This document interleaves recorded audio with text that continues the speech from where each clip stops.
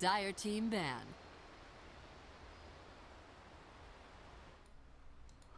All right, ladies and gentlemen, welcome back to Game 2 of Carleton U Dota versus University of Waterloo.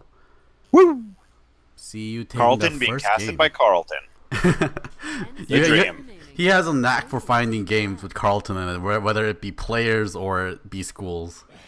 I was picked up only to cast games that in some way relate to Carleton, and I've been here for every cast, at least once a week. So, worked out for me. I mean, so And what's the difference are you expecting to see in this draft? How do you think Waterloo is going to adjust from the last game? I think Waterloo underestimated them.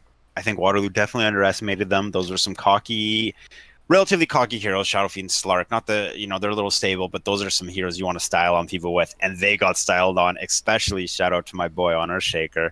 Yeah. I'm not sure. I think Carleton's feeling good about this, honestly, not just because they picked a great name for the university and their Dota team, but because of how well their draft worked. They showed up and they played some serious Dota. They styled on them, they played well, and it worked. And it was a great game, and they came out on top of a great game, and that feels really good. And I think Carleton's going into this with their chins and their heads high, and I think Waterloo, they really need to get it together. I think we're going to see another great draft from Carleton. They know what they're doing. They're going to do it again. I don't think they're going to mess that up. From Waterloo, I think they need to change the strategy a bit, maybe go for some comfort heroes. Make sure that if you're going on an elimination game, it's a common strategy to go for comfort heroes, so at least if you go out, you don't have anything silly to blame, just yourself, and you can work on yourself. I would be surprised if Waterloo picked flashy heroes once again, some finesse heroes against Lark and Shadowfiend. And we do see the Bane first ban. Of course, typical. Wouldn't be a CSL game without it. I'm surprised that we still see the Lich being banned down. He seems a lot more fair now, I suppose. But the laning phase is extremely important. I feel true. It really seems like people are able to keep their momentum and snowball the lane. Pulls are a lot more difficult. It seems they're just not being utilized as much. So supports are having a really hard time in the early. We've seen almost all the time the position 4 and the position 5 having a rough time getting levels and getting their alts even and staying relevant into the mid game. And so Lich really solidifies the laning phase, and there's the first pick, Slardar, the staple. Maybe we'll see a Vengeful Spirit picked up. Yeah, Vengeful Spirit also seems like one of the best supports so far in these patches. Slardar definitely coming back and making big waves here in the competitive scene. In the river and in the competitive scene. So Nakes, obviously a great pickup for Carleton. One of the best taxis in the game there. Talked about our last game, Slardar builds a Blink Dagger. I might as well just add that now. We're straight to Nakes. Winner Wyvern, first pick. University of Waterloo, I just said I wasn't sure how I feel. I think they really need to get the game together coming in the draft. You know what, Gogi, I know how I feel now, and I feel bad. I don't like it. I don't like it at all. Yeah, and Winter Wyvern's definitely like a counter pick, isn't it? I don't think it's first pick quality unless you're Z-Freak on complexity, and even then I doubt they would first pick it. It is a counter pick. It's strong against physical, so they could completely abandon. Slardar is a fine hero with Blink and Crush. Slardar doesn't need to be using Corrosive Haze, and even then Corrosive Haze isn't hard countered by Cold Embrace. Cold Embrace is already hard enough to make it feel good to cast. And on top of that, a Rubik pick, great hero, really fun. Not necessarily the greatest to steal Crush because he doesn't want to get in the middle of the fight, but Rubik and Wyvern don't offer very much damage. So there's no damage on the supports. So the three other heroes they have to pick have to be bringing the damage for their team. Slardar has damage with his amp armor, or minus armor amp damage, and Drasta has a lot of damage. Huge bonus to his attack damage. Aether Shock, we talked about, massive damage, AoE, and he's got the control. I'm feeling a lot better about Carleton's draft 2 pick in. Again, I'd like to really emphasize 2 picks in only. I'm feeling a lot better about Carleton's draft than I am about Waterloo's. I'm kind of surprised that Waterloo still decides to ban out the CK. Isn't Winter Wyvern pretty good against CK? Because if CK pops a Phantasm, you just cold embrace him and the illusions kill himself, doesn't that?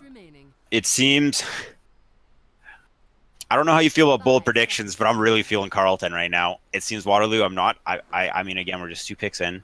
We don't know. The majority of the heroes haven't been picked. It doesn't seem like it seems strange. It seems really strange to me, this draft. Yeah. I mean, they must have something up their sleeve that I'm not seeing. Yeah, both... Drastic Bloodseeker, really messes with Heroes of Sand still. Rasta. Yeah, both Wyvern and Rubik, as you're saying, Wyvern much more so than Rubik, but both of these supports kind of do better against certain teams. Rubik obviously better against teams with good spells to steal, and Wyvern, as you said, against a physical-based team. But now Carleton can just complete draft away from those kind of strategies they'll play into Winter Wyvern and Rubik. And it's not like Carleton sacrificed their draft to be able to play into that, because Slardar and Shadow Shaman, I mean, they fit into any draft, right? Yeah, pretty much. Like again, Slardar just needs a Blink Dagger. And even Rasta, Shadow Shaman just needs a Blink Dagger. I'll probably pick up the Mana Boots, though, because the mana issues. But they're going to work. And there's Tide. Rubik's a block pick. Also, we saw Rubik last game for Waterloo, who played very well. So it is potentially just a comfort hero. Yeah, he did steal that insane RP in the late game, which really turned that fight around almost, if it wasn't for the PA being the sole survivors, killing everyone afterwards. And we also saw Rubik amazingly steal wards from Shadow Shaman during a push, nonetheless. Yeah. Ooh, there's the Axe. I like that hero. Axe is fun to watch. Very fun hero to watch. And that's 2 Blink Initiators right there. Lots of lockdown coming out on CU. We saw them do this last game. We saw both teams kind of do this last game, but not a lot revealed. Axe obviously revealing more than Rasta and Shadow, or Rasta and Slardar. But I love just the escalation of the draft, revealing more and more with each pick, saving the best for last. I'd also like to note I love Viper. I didn't think about this, but Viper's really good against Axe, because if your teammates get initiated by Axe, you just Nether Toxin Axe and he can't spin anymore, because Helix gets disabled by the break. I love what they did to Viper, and that's a great point right there too. It really does just completely, as long as he's in position, that counters Axe. Axe is not known for his damage. He does have he used to have a talent to increase his damage. I'm not sure if he does anymore. But I want to say, since this patch, first of all, Viper's more fun to play and more fun to watch. He has more utility, but Viper still fits the same role where he's really hard to deal with in the early and mid game. He wins almost every fight he shows up to, where he's going to just start taking chunks out of the enemy team, and he makes a lot of space. So for this University of Waterloo, who has a very low damage team, especially going in the late game, we're going to have Viper start falling off in damage. He's not known for being the greatest late game carry. Whoever they pick up for their 5th pick, likely going to be a hero with high damage and maybe take some time to get online. Viper's going to be able to buy them that space, along with the Tide Hunter, the Rubik, and the Winter Wyvern. Yeah. And there's the Brewmaster. Hello, that's another fun hero to watch. And again, all this theme is none of these heroes are really good to Winter's Curse here so far on Carleton. None of them are amazing right clickers. All their damage really comes from mostly their spells too. Yeah, I think that's a problem with Winter Wyvern. He's better as a reactive pick. I don't think it's a very strong first pick whatsoever. You can see Carleton. That's a pretty scary team. Obviously, we still need one more hero who's going to tie it all together, but that's a lot of control. There's 4 Blink Dagger heroes. My lord, this is going to be another great game. I'm feeling it, goalie. I'm feeling it. Yeah. And Viper, of course, is one of the most annoying heroes to lane against, but Brewmaster is actually quite decent against Viper by just taking that Drank Haze and making Viper miss all of his attacks. There it is. Any mage. I was certain this hero was going to get picked up. I wasn't sure which team was going to go for it. I think we might have a long one ahead of us, though, judging by these teams. I could see the early and mid game. Kind of just each team could easily slow each other down. Maybe one team will just steamroll over the other, though. Yeah, now we'll Any see mage what very weak to Winter's Curse as well. He messes anyone up. He right click enemy or friend. Yeah. So there's something that Winter Wyvern can do to kill someone on the Carleton Dota, but it just gotta be the positioning from anti-mage to make sure he doesn't hug his supports too tight. And Anti-Mage almost always builds a Manta. Great item on him, and very weak or susceptible to Winter's Curse. Rubik also has a Blink now to steal at level 6, which is extremely strong. We've even seen in the past Eternal Envy would mana break creeps just to make sure Rubik didn't steal Blink. Oh, like Mana Void? The creeps? Yeah, Mana Void. Oh my Mana god. Void creeps so Rubik wouldn't steal Blink. That's just a definite E strat right there. That's E. If I told you any other player did it, you'd probably say I'm lying. When That's very true. That was years and years ago. E has been building Battle Fury on Slark. What do you think about that? I don't like it. I mean, I'm not a pro player. I like Fuzz with that, but Slark has health issues. We even saw it last game. Slark has health issues. And that's the thing with Battle Fury. It's a farming item. It's not a fighting item. Although, I will say, the last 2 games we've casted with a Slark, the Slark goes first item Shadow Blade and ends up ganking the jungle instead of ganking enemy heroes. Shadow Blade is a hero hitting item, not a creep hitting item. However, Battle Fury is a creep hitting item. Maybe that's the play. I guess All the so. Slarks end up in the jungle anyways. Luna, ooh. There's some AoE. Big. Clears Manta and clears Illusions to an extent. They're not really too grouped up.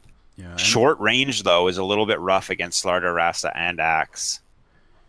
they needed but they're someone gonna that have- can go late game and do huge amount of damage, and I guess Luna is what they think Yeah. was probably the best in this situation. Very high damage hero as well, with a lot of strength in front of her with the Viper, Tidehunter, and Safe Winter Wyvern, and the utility of Rubik. Also, Rubik can put his aura on offensive mode, which really is going to help the Eclipse damage. Right. Although Animage has his counter aura spell shield. That is very true. I mean, they didn't nerf his talent on it because that was ridiculous, because he went up to like, what, 80% spell shield before? I believe that has been cut down by 5%, so it's not as A little ridiculous. high. Yeah, it's still ridiculously high, but it's been adjusted slightly. We're going to see 5 blinks out here on the Dire team, which is Waterloo. 5 blink heroes. Hello. This Yeah. is going to be a slippery game once again. The initiation's always there for. I mean, both these teams. It's very obvious that they both like very initiating heroes. But last game we saw it, and this game we see it again. Oh yeah, heroes blinking, turning around, teleporting up and down all over the place, casting spells, blowing people up, casting BKBs. Those were some of the hardest fights I've had to follow in a long time. Yeah. Last game. I love it. This game isn't probably going to be much easier either, with the inclusion of Anti-Mage being including the Blink crew. Golgi, I think you're right. You know what else I think is right? 10 tangos on Axe. Hell yeah. That is thick build. That looks ridiculous because, I mean, now I guess, Tangos give you 5 per buy, right? But yeah, if you've been playing Dota for a long time, you're not used to seeing double-digit tangos. Like, how many? So did he, like, if you were playing before, it's like, what, he bought 3 Tangos and pulled 2 to his mid lane or something? Just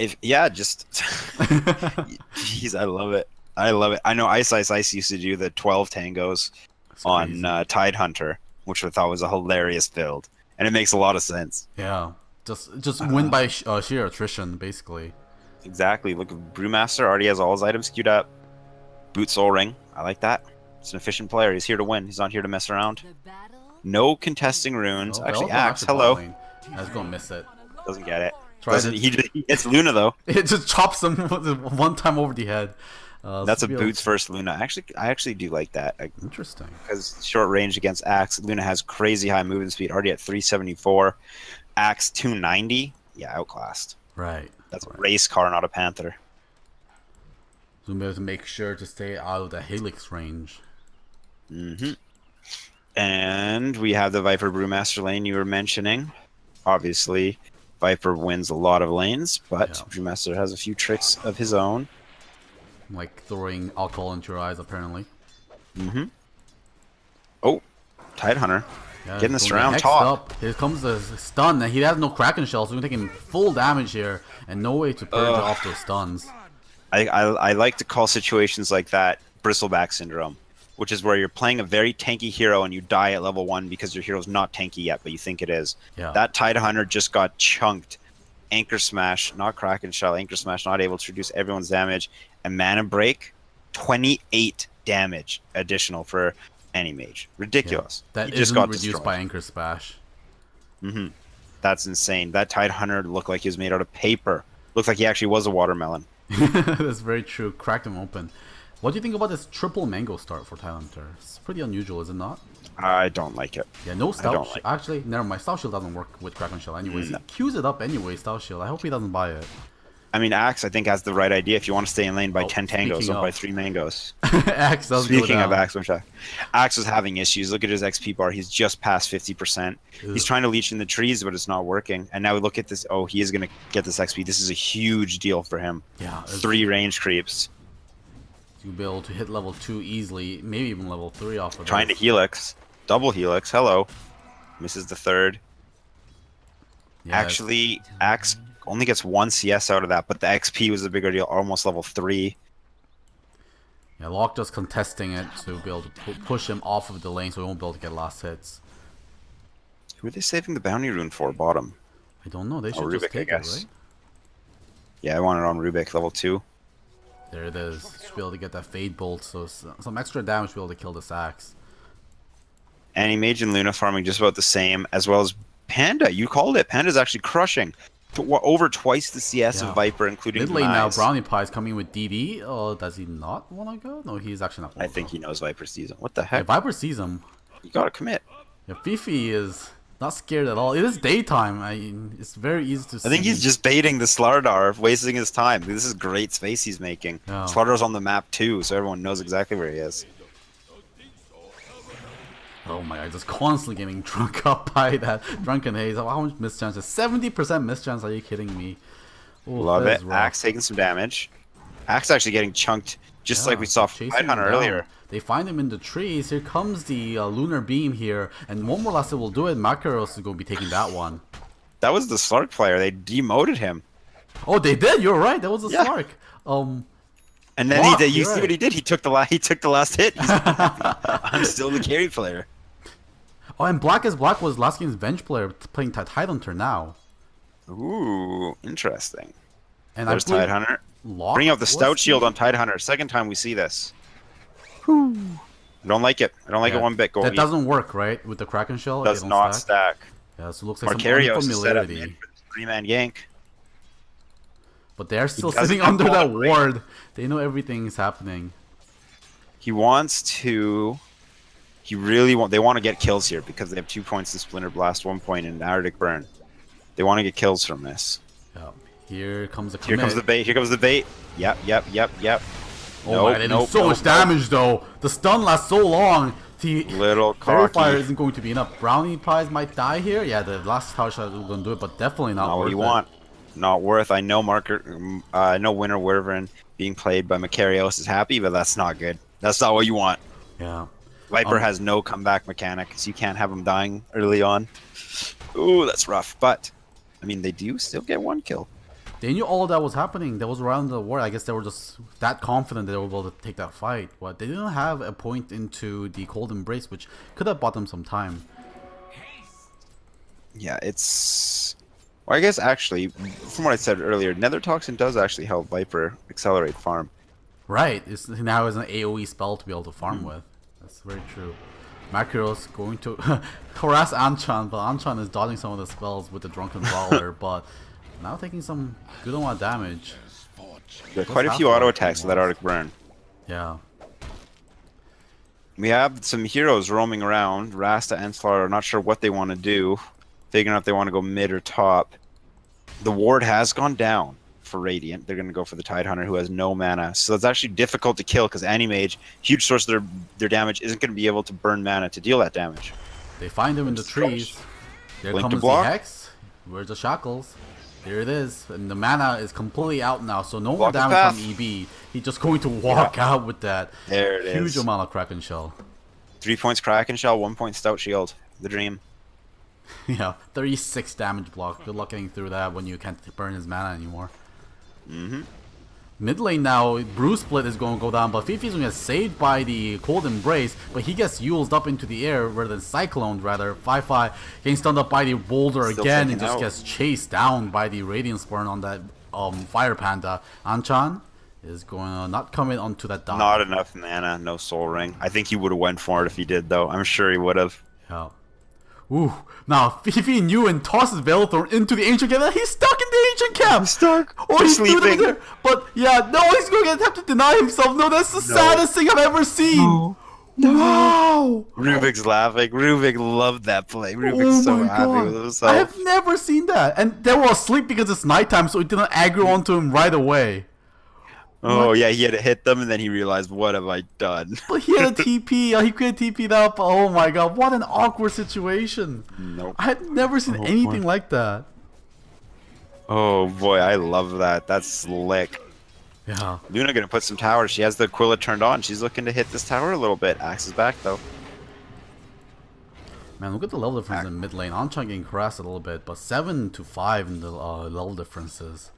Axe just got his 8th CS. Oof, that's rough for Waterloo. Yeah. On the other side, Tidehunter actually doing decently after the first blood, 27-1. actually higher than the Viper on his own team. Jeez. That's insane. Yeah, he's going. He's got that Kraken Shell Acre smash. Hard to deal with. Look at the stack. Oh, you know what? I bet his CS is inflated from taking stacks. Oh, that's true. Still doing much better than Axe. He's going to eat that mango to be able to get some more anchor smashes out. He'd love to be able to take this away from the anti-mage. Yeah, 5th on net worth. But Waterloo is leading with 3 out of 5 for the top net worth. Anti-mage. Panda actually it is switching back. Courier flies over black as black. That's going to scout out the fact that he's taking their stack, actually. So that Courier was actually good they flew over him because it just scouted it out. Yep. He's going to take the last creep there. But he's going to take no damage. No mana. Being actually good. He can take the bounty too. Yes. He is. What if he just walks away, the watermelon? I don't think they can kill him. He's going to take the other one. Get the other one. Yes, black is the man. Oh, that's so funny. And then he pops the mana boost once it's out. Oh, he gets some healing from his nice support there with the cold embrace. That's teamwork. That's friendship. That's good Dota. Looks like Luna wants to do more damage. They put a little bit of damage in this tower. They have the Aquila. They are low level. Invis on Slardar. Could be playing a bit up, I would imagine. Oh, they have a ward. Picks up a sentry ward for himself. Realizes there isn't any ward here, but he gets pinged out. They got a flash of vision from him by the creeps. Mid lane getting dewarded. Slark player dewarding. Standard. The blind goes out, but wards are true strike, so it doesn't matter. Net worth, Anti-Mage leading, followed closely by Luna, and then about 500 gold up on Panda. Yeah. He's almost getting about 1,000 gold up against his mid lane opponent. That is pretty nuts. He loves that. He has a Midas too. He's ready to rock. He wants to be part of this game. He doesn't want to just blink and hit his spells. He wants to blink and smash some face. Yeah, I mean, with a great start like this, why not go for Midas? Top lane Slaughter's coming for the tide. Hexed up. They went for the Hex instead of the Shackle. No more mana for Shackle, actually, yeah. That was the... I mean, Kraken Shell can purge it, but either way, it's probably the right choice. Yeah. I mean, Shackles even does damage. Oh my god, that Splinter Blast is so much damage! Let's go. Brownie Pie's got back off. They don't be able to find any kills off for this. But they're very happy to push Anti-Mage out of the lane. Axe gets found in the jungle by Rubik. Again. Throw him in the Ancients. Throw him in the Ancients. Throw Oh my god. Man, look at that Prowler. He wants him. He's just staring at him. He's like, come back here. We missed the double kill top for the Ancient play. I'm not even mad about that. Me neither. Apologies for that. Was that a Ravage commit? Yeah, that was the Ravage commit. So that will be down for another 2 minutes, but very well worth to pick up double kill in this phase of the game. Massive damage of Splinter Blast. Great spell, especially early on. There's a Midas on Anchan at 10 minutes in. There's the bottom tower getting taken and almost the top tower. Really good. Just a great job with the objectives in the laning phase coming out from Carleton.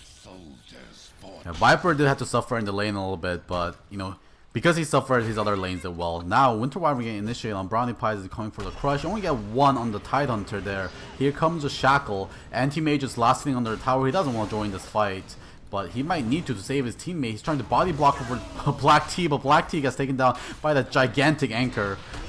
Brownie Pies is trying to slow them up. Another Splinter Blast comes out, but that isn't going to be enough. But this duo lane at the top is crushing this tri-lane. I love it. I mentioned it was Carleton's actually Waterloo who's crushing, and they are doing a great job pressuring 2 towers simultaneously, really putting a lot of pressure on Carleton. Yeah. But mid lane, Carleton still has his Panda to fall back on, who's doing quite well. Midas picked up, Blink Dagger queued up, and actually putting some work into closing the gap on picking up that Blink Dagger.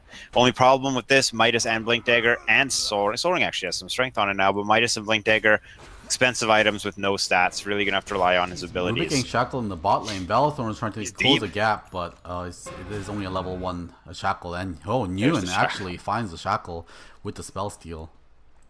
And the Dragonlance first item on Luna, obviously it's great, especially against... I think this game is definitely justifiable. Yep. I'm a big fan of going Yasha first. You're going to eat eventually, and it farms much faster than Dragonlance. And of course, it gives you the move speed to be able to kite as well. And Dragonlance, obviously, it looks like it might have something going on top. Dragonlance obviously is a much safer play, but I feel like it's really hard to punish Yasha first. Yasha's a great item. Honestly, I think it's very hard to actually punish going Yasha over Dragonlance. But Rasta, Axe, Slardar, they have, all 4 melee and 1 short-ranged ranged hero. Dragonlance makes a lot of sense this game. I can't really be too upset about it. And he's been focusing on trying to take these towers as well, so he does let him push these towers at a more safer distance, I suppose. And we see Viper just smashing a tower with double damage. Green Tea Black doesn't have wards, trying desperately to hold the creeps back, while the Flying Snake also just pounds on his tower, going for that. Very nice T1 mid. Black has Blink Dagger and Ravage if they want to go on Ancham, but that's not the target you're looking for. Black is just kind of sitting there trying to blend into the trees. Oh, here comes the initiation. No, here comes the split instead. The Hex is there. The Shackle's coming out. Tidehunter, is he going to blow it once he's out? No, he's going to keep it in for now. Ronipie misses initiation with the Crush. Here comes the Ravage. Going to take a Shadow Shaman, but is that going to be worth it? Cold Embrace coming out to save that Tidehunter. Now, the Winter's Curse coming out to do some damage onto the Slardar. Now they're getting turned around. The split gets stolen actually by Rubik. He's going to go down, and now they dispel the Slaughter. It looks like the Rubik actually knows how to play with the split. Use a Cyclone to rift him up and then dispels him to bring him down. I love it.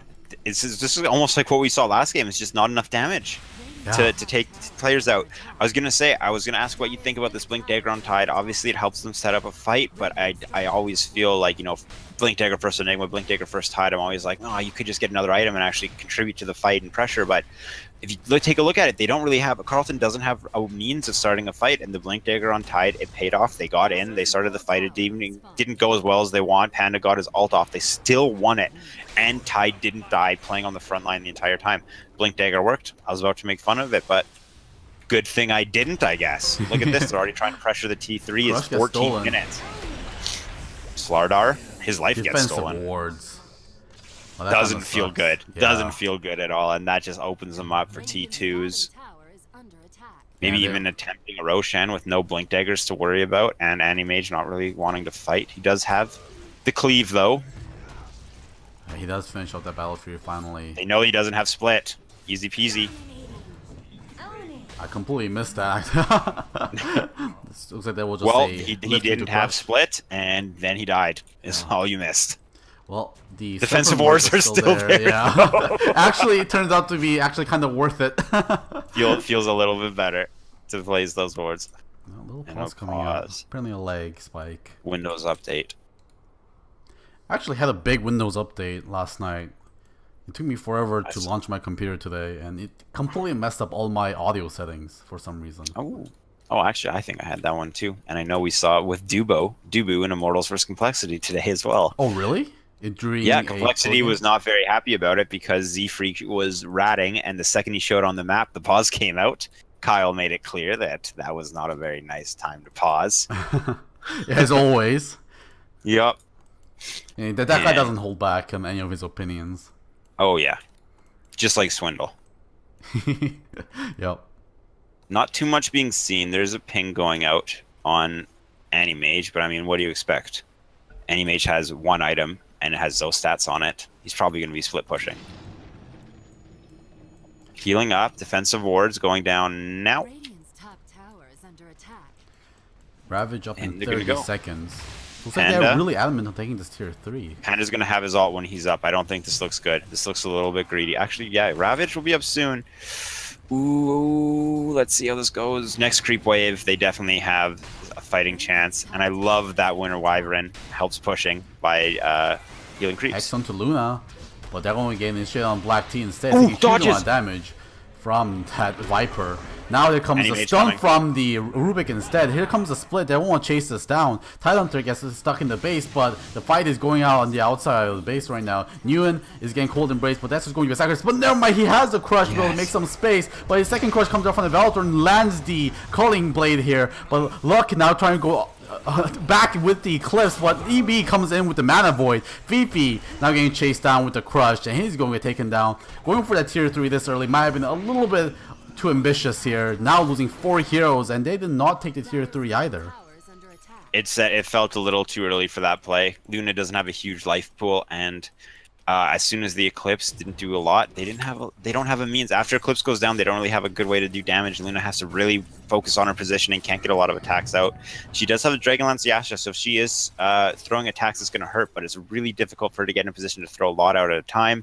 On top of that, I think they actually could, they being Carleton, actually could have picked up another kill there, but Axe opted to Battle Hunger instead of Berserker's Call the Wyvern as he was TPing. It's a little bit rough. I think he was just so sure he was going to get it. He didn't realize how long the TP had been channeling. Wards are back up. Ravage is up. Eclipse is still down for over a minute. This is when we're going to see Carleton make a move, I assume. Animage still wants some time, so we could see Animage go to a lane and the other four smoke potentially. Slardar, 1,000 gold off his blink.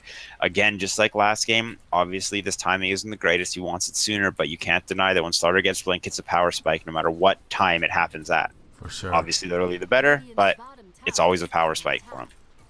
So where they're going for tier 3, they're going to turn their sights onto these tier 2s, which do make sense to me. They do know they are on a little bit of a timer here. It's not that they completely lose against the anti-mage late game, but if they could help it, they would not like to get to the phase when they have to fight the anti-mage. Of course, and I like to say I'm sure Anti-Mage is not very happy with Rasta. He has his Yasha sitting in his stash, but the courier had been used to bring out a ward for Rasta before he could throw it on. That's the classic pub maneuver, and there's the push coming in from Waterloo to top. They really want base. They're not going to finish off this mid tower though, which I do not like. Rubik going deep. But defensive wards again comes out. Rubik now in big trouble. He gets crushed. He's probably going to go down here. Here comes the second crush here from the Brewmaster. Rather the Earthshock. No Thunderclap. So many things that hits the ground. Thing is, they traded Rubik for wards. And now Luna has Eclipse off cooldown. And they're going to have Rubik back shortly. That really wasn't a big deal, honestly. And now there's going to be a fight where they're going to have everything up. Waterloo's going to have everything up, and Carleton's going to be missing wards. We could see the mid T3 go down here. At the very least, we're going to see a lot of space for Animage, who's farming. He's doing great. Yeah. Top on net worth by 1,000 gold over Luna and by 2,000 gold over Panda on his own team. And not a lot of good ganking heroes over on Waterloo. Yeah, that's why I think the Tidehunter Blink Dagger is definitely justifiable, and they have to make their moves. They don't have a lot of opportunities to make their moves. They really have to bait out a spell. I think both teams have to bait out a spell before they take a fight to get an advantage, or they're just going to have to fight into each other and essentially roll the dice on whose crazy spells and team fights are going to have more heroes. Not necessarily roll the dice, but really play positioning advantage and the word game. It looks like this game is likely going to slow down, and we might be playing a delicate dance for a while both teams try and get comfortable with the massive amount of farms they need, the massive amount of space they need, and the volatility of the team fights, with both teams being able to just absolutely explode the other one. Oh, the courier is going back to base with Luna's Manta on it. They should probably want to send it back. There we go. Okay, it's coming back. I was getting a little worried there. Takes mid with Carleton knows exactly what's going on. No one's defending towers. Animage pressuring, Tide's porting back. Now Waterloo is kind of getting their time wasted, getting ran around the map. Ported in. Stolen by the Rubik. Loves it. Rubik loves that. Yeah. Double blink on him now.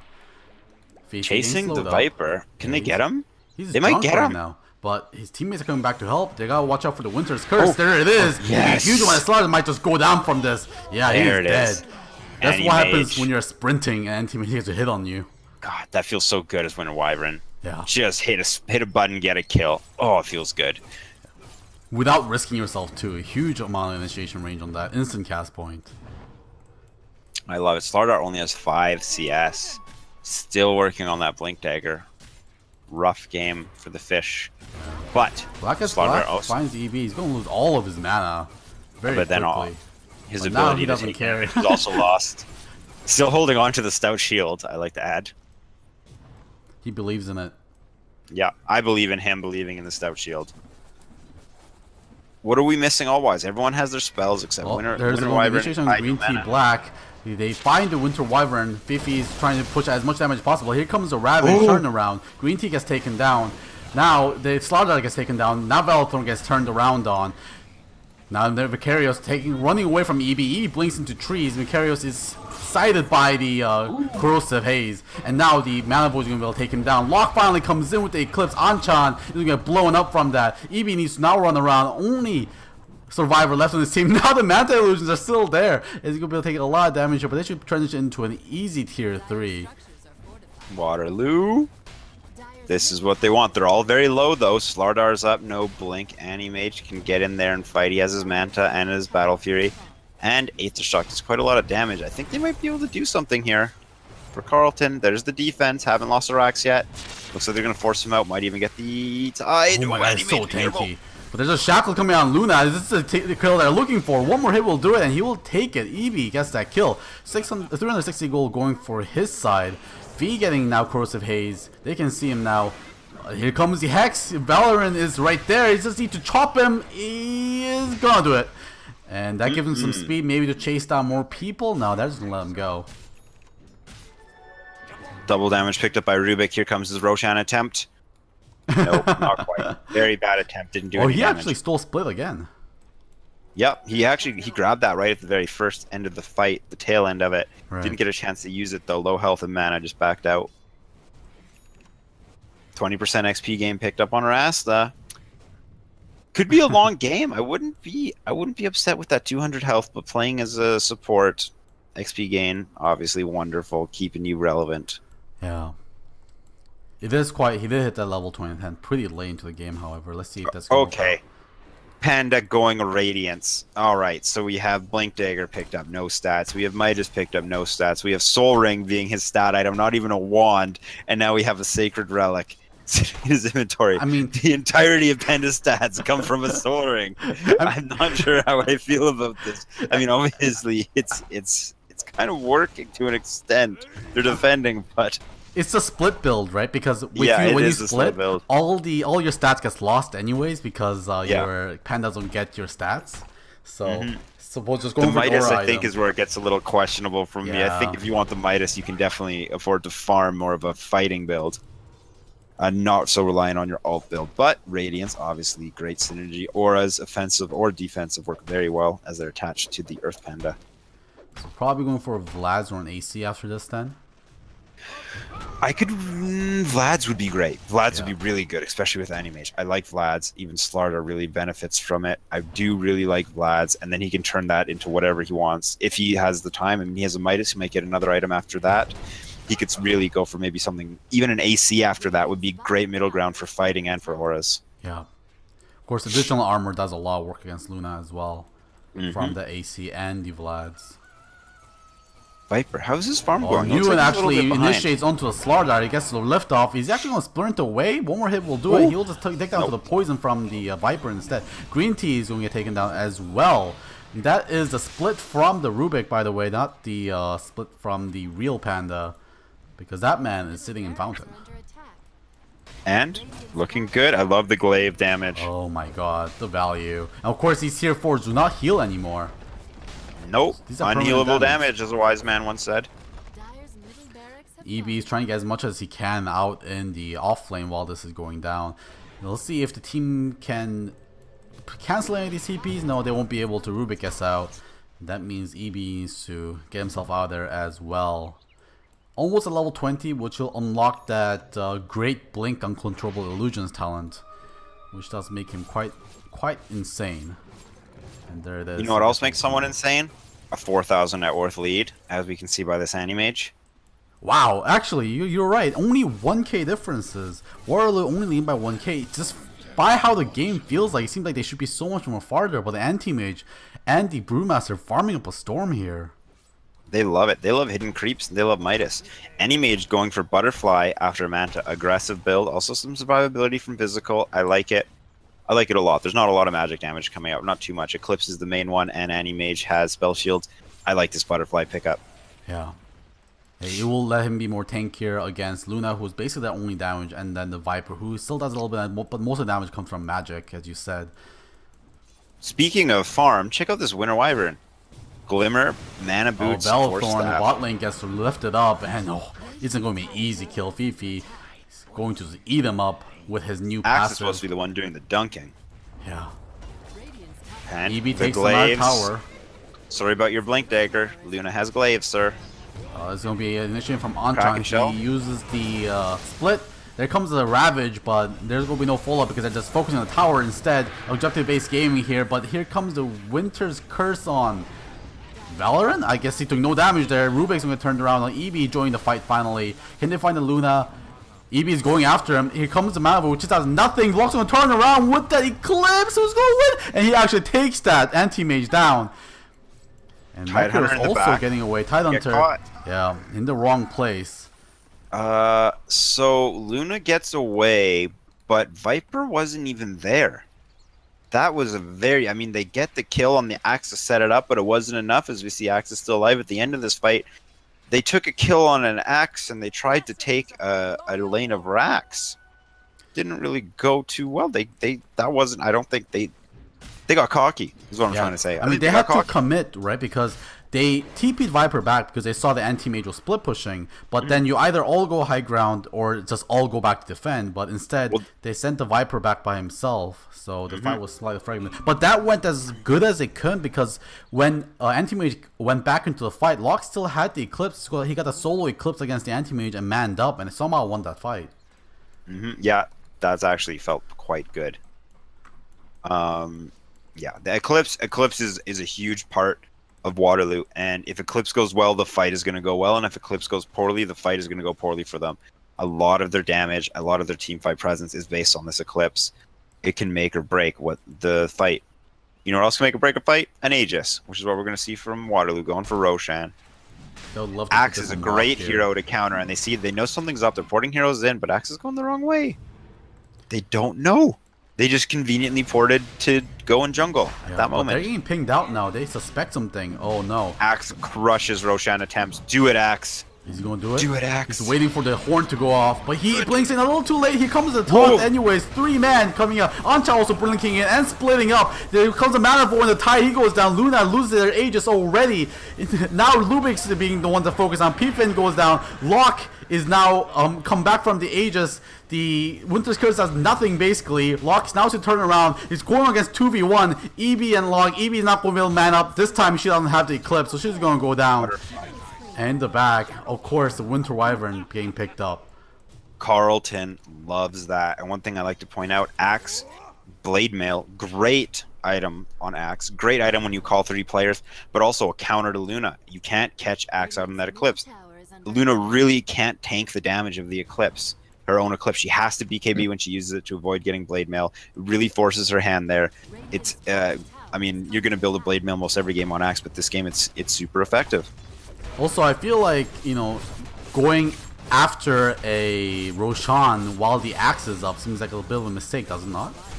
You need to definitely have sight, and they didn't have sight coming from that. Oh, there comes a Ravage initiation, but do they have the damage to finish this off? Anchan taking a huge amount of damage. One more hit will do it. There comes a Fade Bolt to take it. Eevee is going to leave a little nice little illusion behind as a farewell gift.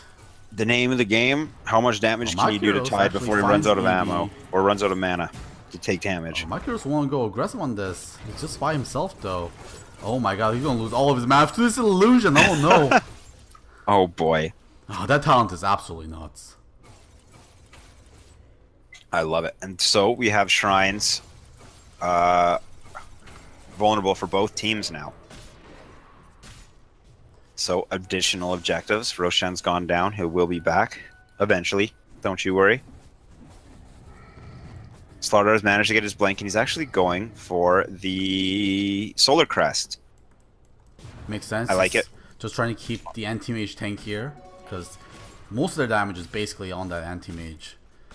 It is, but who's going to stop the Venomancer and it's going to stop the Luna? I guess other players aren't doing too much physical. And I wouldn't mind seeing a Force Staff, honestly, especially against Viper and against Eclipse. I wouldn't even mind seeing a second Blade Mail, to be honest, on Slardar. But the Solar Crest does help you siege, but usually Anti-Mage is going to be sieging solo. Let's see. It's definitely not a bad item. It has synergy. One of the many he could have picked up, especially when Vladimir's is likely going to get picked up by the Panda. Actually, Panda's going Aghanims. There's some stats. Hello. And he's going to be able to, that will unlock new skills for all of his splits. And if he can't hit the level 25, he gets a minus 65 seconds Primal Split cooldown, which will basically keep him almost constantly under that split duration. The uptime is insane. Yeah. So that's going to be 20-second duration, a cooldown of, what, 35 seconds? So he has 15-second downtime and 20-second uptime. And in that downtime, he does have some items to do battle with and some spells to cast. Yeah. Very scary talent. I love it. And Refresher on Tide queued up, I believe. Yep, that looks like a Refresher. That's a lot of perseverance.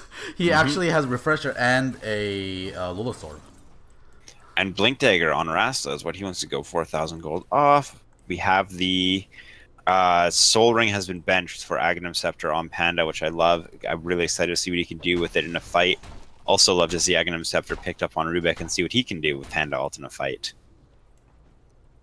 Oh, does he have Aghanims? No, he doesn't have yet. No, but I'd love to see him get it. Yeah. So I think it's going to be pretty obvious that Carleton's up to something with these lanes. No one's stopping mid, and top lane's also getting pushed in. Anti-Mage just hitting creeps right in front of their... By the way, I tried to select now. Lock, and Lock dodged my click with a Manta. He Manta dodged my click to try to check his items. Ouch. That's just pro. That's pro. I got outplayed, and he doesn't even know I'm watching. Speaking of getting outplayed, I just realized I have the Panda player muted. Oh. Okay. So we have some drama. That's so funny. Oh, I love it. That's Carleton, right? Yeah, it wouldn't be funny if it was all the Waterloo players and you knew him personally or something. Yeah, no, that's Carleton. That's so funny. Oh, I think we're going to have a fight here. We have the smoke. Oh, Anchan getting initiated on. Can he kill him before he splits? Yeah, he's going to split up, so it's going to be a failed initiation. Lock's Eclipse is going down, but no one's going down. Here comes the Wither's Curse. It does nothing so far. The supports get taken down. Now they're focused down the Penta split, but EB is here doing so much damage, but he's getting taken down from the Luna Glaives. Now a little more damage gold they need to get the Earth Panda, but he's going to be able to split back. He's low life though. Blink Dagger still on cooldown. He's going to get taken down. Ouch. He even got the split off. That's not a good sign. If you can get a split off and still lose a fight that bad, you're not in a good position. Luna sat there. She hit the BKB. Oh, it felt good. She has mana. She has Dragonlance. She has Butterfly. She hit the BKB, and she spent the entire time right-clicking. That's a ton of damage coming out. She hits for over 200 damage. Over 300 damage, rather. And look at Brew's items right now. And she also was cleaving people. Brew turned off Radiance. Yeah, he turned off Radiance. I really think Vladimir's would fit in so well with Anti-Mage. It's a staple Anti-Mage item. It really helps the survivability, especially when your whole team's getting chopped off by glaives. If everyone's life stealing back, it helps a ton. But AC, obviously, a great item as well. And if aggressive with Slardar synergy. Oh, Eevee actually turns on Fifi and re-initiates and takes him down. Wow. Cannot underestimate the Anti-Mage when you're by yourself. And Anti-Mage has Monkey King Bar ready. That's a lot of damage, and it's going to counter this Butterfly evasion. Of course, it doesn't give you complete True Strike anymore, but 75% chance to pierce, dealing 60 pure damage. So we have Anti-Mage, who is going to be playing... I mean, Radiance is still turned off for whatever reason, but Anti-Mage is going to have a Butterfly. He's going to have a Solar Crest on him, and he's going to have Radiance. Yeah. Very difficult to hit Anti-Mage except for when the BKB's up. And last time, Luna got a lot out of that BKB. Again, constantly throwing right clicks the entire time. Alright, so Anchan turns on the Radiance again. Must have been a misclick turning off that Radiance. Hopefully, he didn't turn on at the beginning of the last fight. Maybe he turned off after he rejoined his spirits. I think as long as he keeps it on, we're going to be good from here on out. What do you think about this Mjolnir pickup on Viper? I think it seems a little bit silly to me. It doesn't offer any stats. It's just a crazy attack speed item and good for farming. But I think it's a little bit late to be be picking that item up. He'll be done about 40 minutes into the game. A little bit. He'll be done in just a minute here, but it seems a little late to be getting an item that's, you know, really helps out your farm and it's great at AoE. There's not a lot of AoE. There's just Manta illusions. I guess there's Panda Split. They find the Anti-Mage with the Winter's Curse. Can they keep him locked down long enough, though? comes the stun. Here comes the Ravage, but he's taking barely any damage. Oh, he's gonna get out. He actually dodges the Viper Strike as well.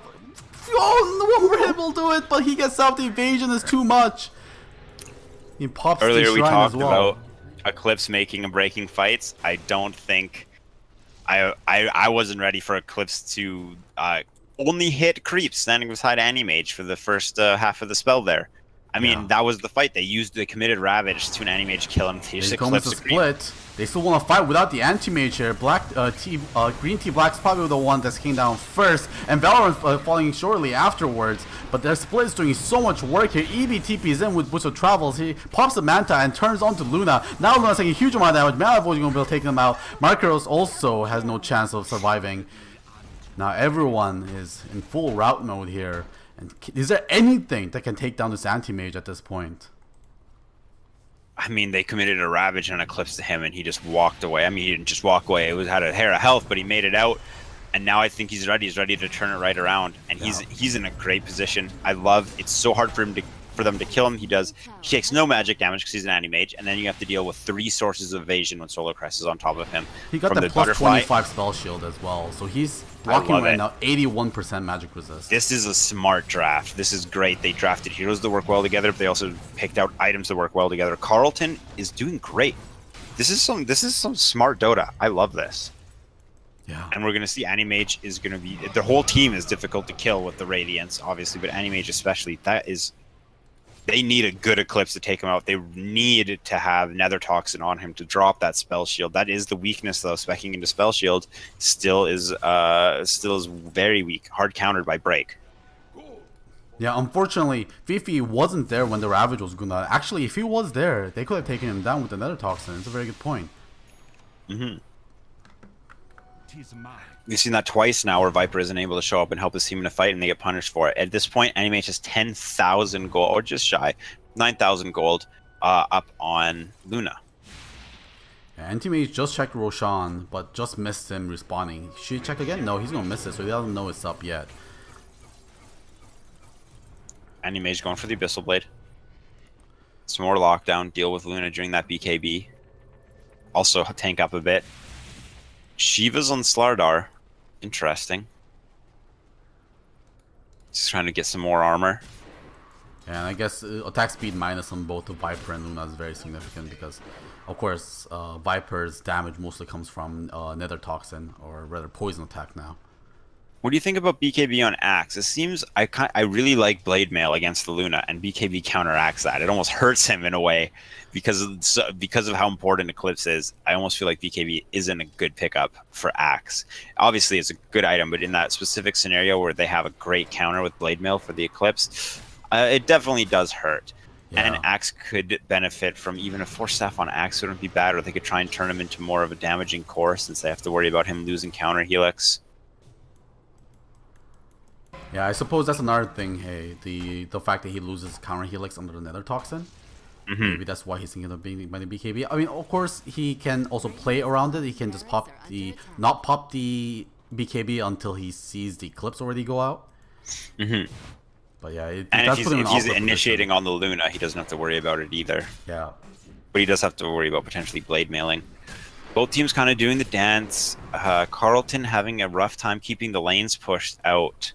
But once they get them out, they're going to have the room they need to make a move, which I believe they will. Animage looking great.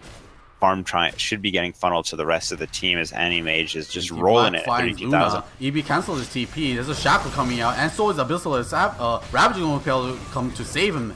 So the Shadow Shaman actually gets taken down. The Anti-Mage is going to blink out. Everyone else is going to blink out. So they just trade a BKB charge for the Shadow Shaman's life. And of course the Ravage being used being the most important cooldown. Yeah, and they're going to have a lot of time. They're going to have about 90 seconds with no Ravage and Shadow Shaman up. That favor arguably has gone in Carleton's favor. That trade has arguably gone in Carleton's favor. Let's see what they do with it, though. That's what's going to determine it. Anime is just running right in, knowing they don't have Ravage and they have BKB on Luna. He's tanky. He's just going to let his illusion deal with them. Luna has, of course, the level 25 now, which gives her 25 lifesteal on her. So she should be able to tank up. That's strong. A little bit better, yeah.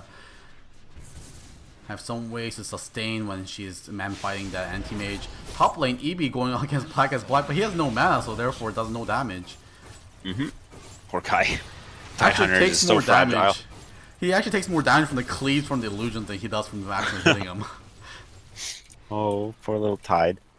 The Mjolnir's picked up on Viper. We'll see what he does with it. It does give him some potential to put out high damage, but that's not necessarily Viper's role in a fight. Is to be doing the crazy DPS. But they might need it with Anti-Mage being a big source, Axe having potentially no damage output if he gets broken, and Rasta taking all of after he casts Aether Shock, his damage is coming from the wards, and he wants to be using those on objectives more than he wants to be using them on heroes. Anti-Mage Illusions. Oh, it's just through backdoor. They're not going to do much. Roshan is up and is getting pinged out. Axe still working on that BKB. Aghanims for Rasta. I like that, but I doubt we're going to see it this game, to be honest. Yeah, it's very far away from it. Luna going for Bloodthorn. Makes sense. So another way to be able to cast your anti-mage, but they're going for the ooh.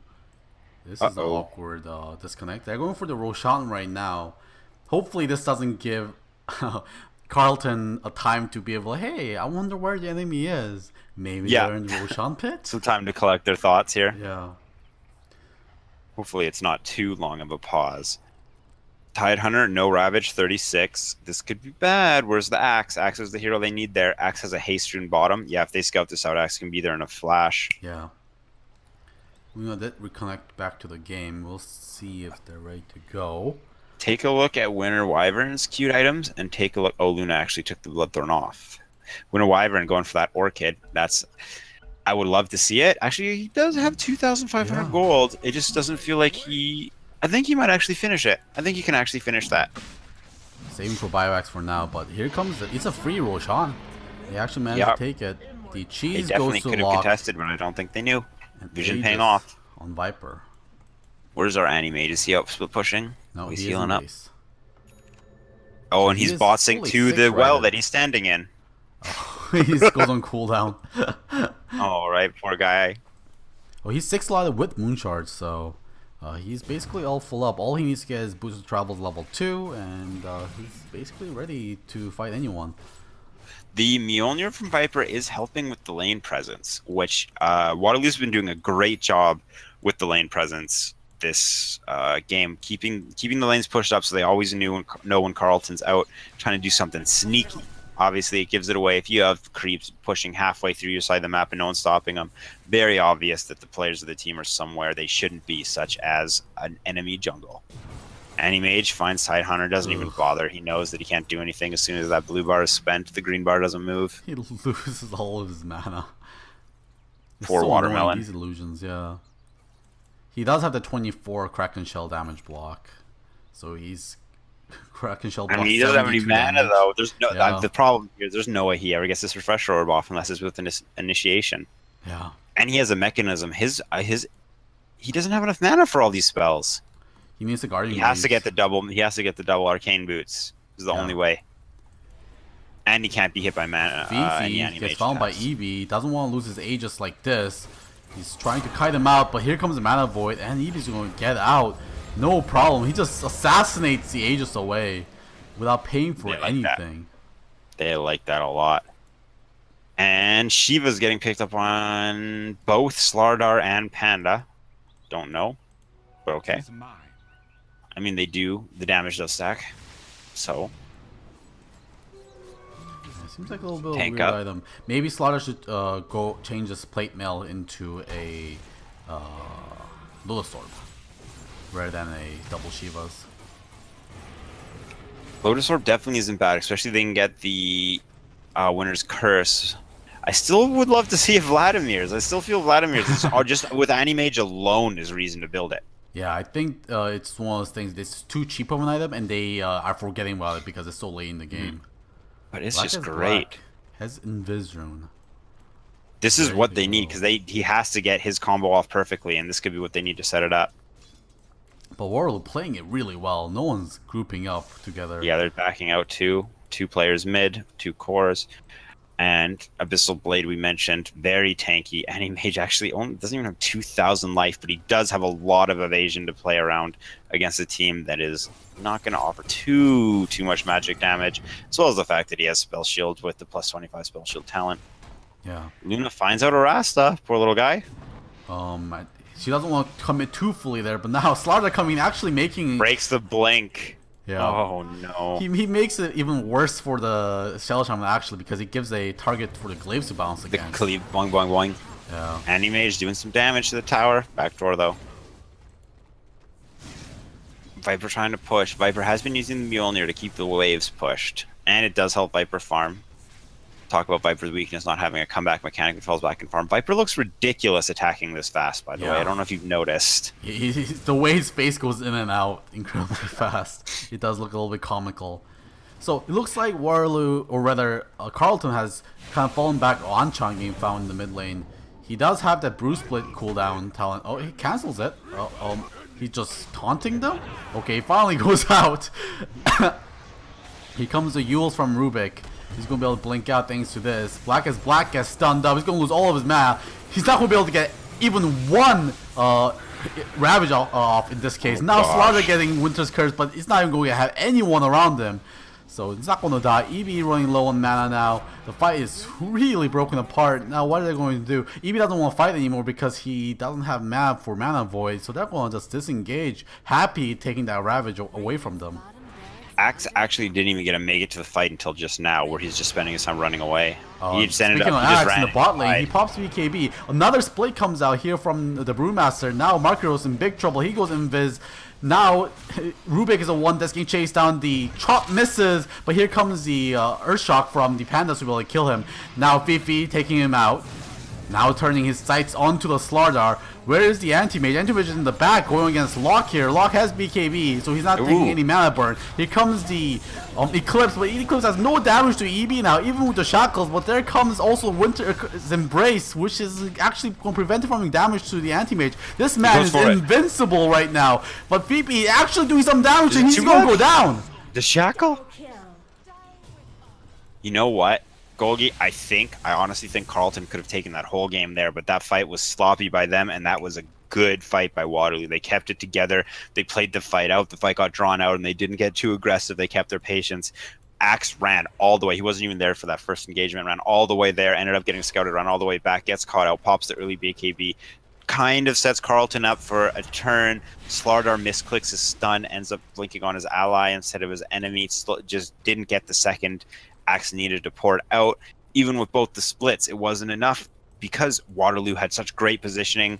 All their heroes were split, and they picked people off the second they went out of position. And they're just going right for it. Yeah, Locke doesn't care. He still has a BKB up and the Manta, so if Eevee jumps on him, he's ready to fight. He's going to get hazed up by the Anchan though, but here comes the initiation onto Rubik. Rubik actually isn't dead. Here comes the Ravage. Is there a second one? He doesn't have enough mana for the second one. He needs to pop his mana boots. Here comes the Winter's Curse, so he's doing so much damage to Slaughter. Is he going to go down? He is going to go down to the Anti-Mage. The Glaive is going to finish off the Shaman. Now Eevee getting focused on. They still don't have enough mana for the second Ravage. Actually, he actually used the second Ravage. Never mind. That was the second Ravage earlier. Battlethorn now initiated onto Locke. Locke is going to get chopped down instead. Battlethorn is maybe their only hope here, but Fifi hitting really hard on these towers. Silence up on the Brewmaster. Can he get his second split up? 3 more seconds for that. Veltorn chops another one down. Anchan is only one now. Gets another split off. That talent's really putting it to work. He's actually going to take the Viper down. Locke is coming back though. He actually bought back for this. Let's see if we can make this work, but the Panda is so tanky, and the Radiance and the AC is keeping the splits alive. Veltor also buys back. If he blinks onto Luna, it might be big trouble. He has the Blade Mail, but Luna doesn't care. She is brave, but she gets drunk enough. That's why missing 70% of her attacks. Doesn't have MKB. Anchan is getting split up in 2 more seconds. Can he get it? No, he's going to go down. But he has the buyback. Here comes the buyback. But here comes the Blade Mail you were talking about. But here comes the Hurricane fight. He's going to kill him. Yes, it is going to be able to kill him. The free attacks is going to be enough. Locke gets his Gold Embrace, but that is going to keep him around actually to be sacrificed. That is his buyback. He is dead for 120 seconds. Now, the Now the Winter Wyvern gets focused, and only one buyback left here for Waterloo, and their base is getting taken damage from this huge creep wave. Unhealable damage. I love this. We talked about how fun these level 25 talents are. They offer win conditions, or they create opportunities to end the game to avoid these extremely long duration games, but they always do it in a fun way. And I love this Panda talent. I never want to see someone do 50% drunken brawler chance, because this primal split cooldown is so entertaining to watch. I just see Panda in and out for a second, back in, out for a second, back in. I love it. Like without anti-mage one that's going to be carrying this game, but it's actually Brewmaster that actually ended up carrying this game. Brewmaster went off. Anti-mage was dead. Brewmaster held it down. Look at this. They're taking buildings. Yeah, they could go for tier 4, but they just go for Mega Creeps instead. Here is the Serpent great against Megas, and Mjolnir Viper seems fine against Megas to me. Yeah, so the game isn't over yet, but Luna is still dead for another minute. They could push it here if they want to. Go for it. Looks like they are. Boys. Of course, there is no buyback on Anti-Mage either, so if Anti-Mage dies, they could get turned around the other way. But here's another split coming out. The splits do not end. And the Cyclone coming out, while in the backlines, Anti-Mage just takes the Ancient. And oh my god, they just can't do anything with the split, just pressing them into their own base. Anti-Mage is going to take this away from them. Carleton coming back. I love it. Oh. But actually, no, this is not over. Actually, just a little Anchan. Anchan, can you do it? Anchan, he's got it. That's it. That's the game. Goldie, they almost made you eat your words there. People were talking about how, Brewmaster, his problem is the fact that he falls off in the late game, but he did not fall off in that game. I love that. That was a great game. That was a great series. That was a great Brewmaster. Anti-Mage, where were you for the last fight? Brewmaster didn't care. He showed up. Yeah, my god, I thought Waterloo was gonna take that and we were gonna go to game 3, but instead, yeah, like the Anti-Mage dying and and then buybacking and then dying again. I'm like, okay, the game is over. But the Brewmaster with like 4 splits in a row, oh my god, there was no way they could push into that base. That was fun. That was so fun to watch. And then Panda going in and dying with a second left on split because he's getting cocky, wants to go in and time it out, min-max it. Yeah. Then the amount of space he made. Anti-Mage just beat down those towers. Anti-Mage finally shows up to a fight and just hits buildings the whole time because Brewmaster still wants to hog all the fun. Whew.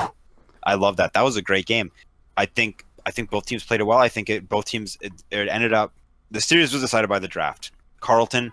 Both times, I think Waterloo did a good job, but Carleton had a very synergistic draft. They played it well, and I'd really like to give a shout out to Items that game. I was talking about the Vanguard, but I need to watch it because Panda, they did a great job with Items. They drafted a great team, works well together for Carleton, but then the items they built, Butterfly on Anti-Mage, who maxes Spell Shield early on and then grabs the talent at 25 later on in the game, making him not die. To Magic and he has Evasion. Slardar has Solar Crest. Panda has Radiance. How are you supposed to kill that Anti-Mage? The one time they get him, he was in the middle of 4 heroes and he was shackled. I love it. Carleton did a great job. They know what they're doing, and I think people really have to watch out for this team. Their score currently, their score just got a lot better, but their score doesn't reflect their ability. They are a great team, and they know what they're doing. Yeah, I thought Waterloo was going to take this. Their score just looks so much better, but yeah. Even at the end, they're still up 46-31 on kills, and they lost. Yeah, I believe it was Trask on the Twitch chat that was mentioning that this group is one of the most stacked groups in CSL. So, it shows when your 1-3 team plays that well against your 3-1. Yeah, that's crazy. I love it. I absolutely love it. I had a blast this series. All right, so thanks for joining us for today for that University of Waterloo and Carleton Dota game. That was one of the most exciting games I've seen. If you guys want to follow me on Twitter, you can follow me at JTGolgiapp. And Carleton, how about you? It's CarLolT0N for your man Carleton. And of course, we'd like to talk about our Discord channel. If you guys want to join that, just type !Discord on the Twitch chat, on Twitter, on twitter.com/CSStarLeague, and twitter.com/CollegiateDota. Of course, also the Facebook, if you want to follow us there, is facebook.com/CSStarLeague. And as always, nothing but gratitude for the largest streaming platform in gaming, Twitch, to support collegiate esports, from PAX East to PAX West. and many more events, the CSL wouldn't be what it is today without the help and support from them. Be on the lookout for cool opportunities to get involved with Twitch in the near future, and be sure to show them some love and support on Twitch, on twitter.com/Twitch and facebook.com/Twitch. Huge shout out to Twitch. Great. Thank you, Twitch. Woo! And have a good weekend, guys. We'll Thanks for probably tuning see in. you back on Tuesday. Take care.